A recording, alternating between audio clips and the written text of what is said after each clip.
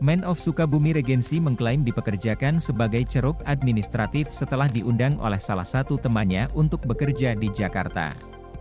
Tetapi hanya satu malam, pria itu mengakui bahwa dia tidak nyaman dengan model kerja di salah satu situs permainan.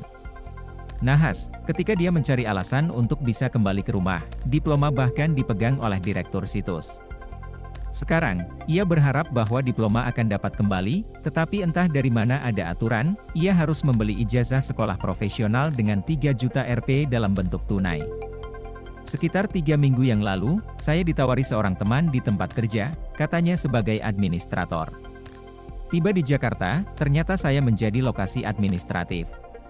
Bahkan, saya dapat menguji urin dan memenuhi syarat sendiri. Di sana memang surat perjanjian, tetapi pada waktu itu, tidak ada file ijazah yang ditahan dan harus membayar 3 juta Rps, kata Detik Jabar pada hari Minggu.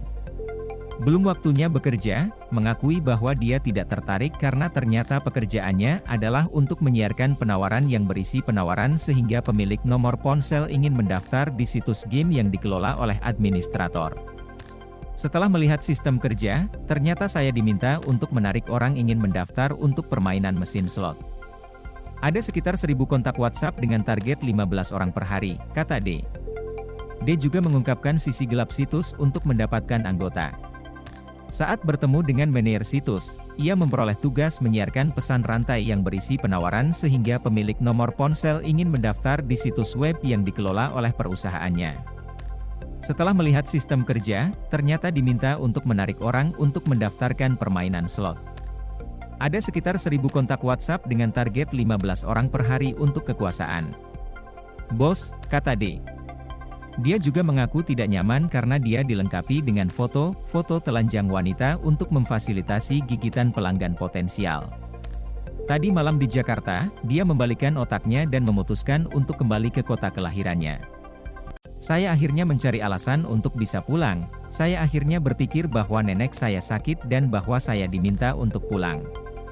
Tetapi administrator mengizinkan syarat bahwa diploma ditahan atau dibayar 3 juta rupiah. Dia komplain. Saat ini, mengakui bahwa dia bingung tentang peristiwa yang sampai padanya di mana. Dalam waktu dekat, dia mengatakan akan kembali ke Jakarta dan membawa diploma sendiri ke tempat yang dia kunjungi terlebih dahulu.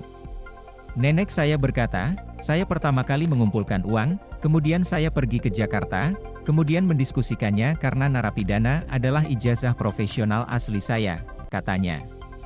17 bangunan di Sukabumi.